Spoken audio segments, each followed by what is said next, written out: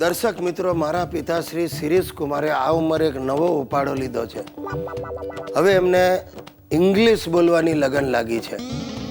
આખો દિવસ ઇંગ્લિશમાં ફેંક કરે છે અને એમાં ખાસ કરીને સોસાયટીની બહેનો સાથે.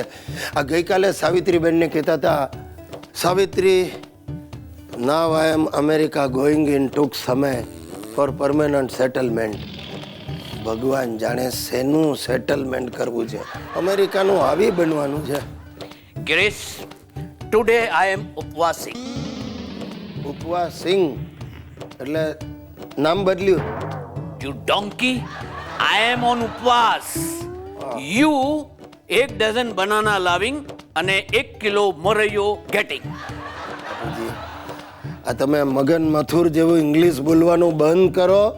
સીધે સાધું ગુજરાતી બોલો તો બધાને સમજ પડે. No.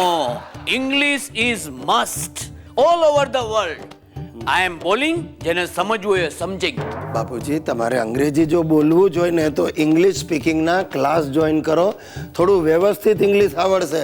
I know little, but you see, 2-4 દિવસમાં I am સડેડાટ ઇંગ્લિશ બોલીશ, understand? આવું ભરડશે તો સડેડાટ ઇંગ્લિશ જ આવડશે. Girish, somewhere I am watching.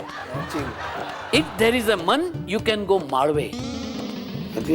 એટલે મન હોય તો માળવે જવાય. અરે ભાઈ, આ પ્રકારનું મન હોય ને તો માળવે નહીં, માચડે જવાય. આ તમને ખબર છે, લોકો તમારી પાછળ મસ્કરી કરે છે. I have no mind. Dog is buzzing, કૂતરાઓ ભસે. What ફરક elephant have? હાથીને શું ફરક પડે છે? You are right, elephant. I am speaking English. એકવાર અમેરિકા જાઓ, then this પાજી will સમજિંગ. તમારી આગળ બધું નકામું છે. ભેંસ આગળ Bhagavat. You mean Bhagavat before buffalo? You mean I am buffalo? I am a father. Keep shut up. અરે ગરડે ગડપણ, તમને આ બધું નથી સોંપતું. Your father old, બુઢા હોગા તેરા બાપ. આ તો હું એ જ કહું છું. Yes, I know you are jelling for my સડેડાટ English. I am trying. જાઈંગ? પ્રેક્ષક મિત્રો, નાવ આઈ એમ કંટાળિંગ. આઈ હેવ ટુ ટેક આરામ. If I hear this English, I go ગાંડા. My મગજ is farting. એની જાતને મને પણ બાપુજીનો ચેપ લાગ્યો. સાહેબ, બોલો જો હું કોણ? ગુજ્જુભાઈ ગિરીશ કુમાર.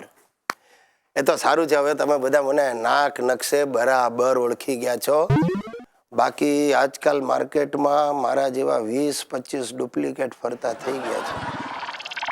આ બધી ચાઇનાની કમાલ છે સાહેબ. તમે જરા ફેમસ થઈ જાઓ ને એટલે ચાઇનાવાળા તમારા જેવા ડુપ્લિકેટ માર્કેટમાં પધરાવી દે.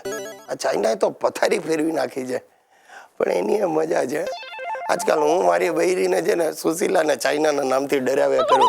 એ બહુ આઈડી નહીં થતી, સીધી ચાલજે, સમજી ને તો ચાઇના ઓર્ડર આપી દઈશ. તારા જેવી શું, તારા કરતા ટનાટન 20-25 સુશીલાઓ મંગાવી લઈશ. તો મારી બેટીએ મને શું કહ્યું?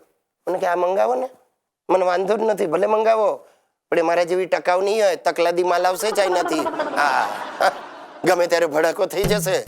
યાદ રાખજો, અમે IMI નંબર વાળા છીએ. અરે તમે ઓલવાઈ જશો, ઓલવાઈ. જબરી છે સુશીલા, એમ જુઓ તો જબરી છે ભાઈ.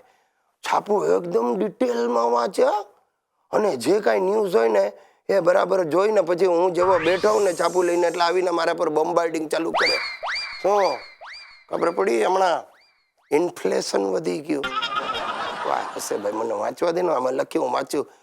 તે આજે આવી મને કે તમને યાદ છે હમણાં થોડા મહિના પહેલા બિહારમાં કે ક્યાંક ઓલો એક નાનકડો છોકરો ખાડામાં પડી ગયો હતો અને પછી હોહા થઈ ગઈ ને દુનિયા આખીએ પ્રાર્થના કરીને ઊંટડા મંગાવીને છોકરાને જેમ તેમ ખાડામાંથી બહાર કાઢ્યો ને સરકારે કંઈક 8 લાખ રૂપિયા આપ્યા એના સ્ટડીઝ માટે.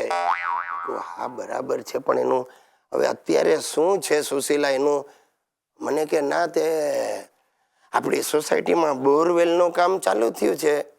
મેં કહું આ તે શું? તે આપણે હિતુને નાખવો જ. મેં કહું શું?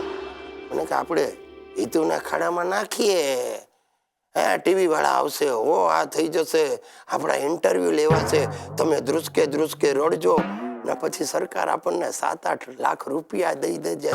મેં કહ્યું ભાઈ રેવા દેજે. આ બધા ધતિંગ કરવાનું વિચારતી જ નહીં. આ હિતુ માથાનો છે. હાલો એને ખાડામાં નાખશું ને તો બીજા 10 ને ખેંચીને પાડે એવો.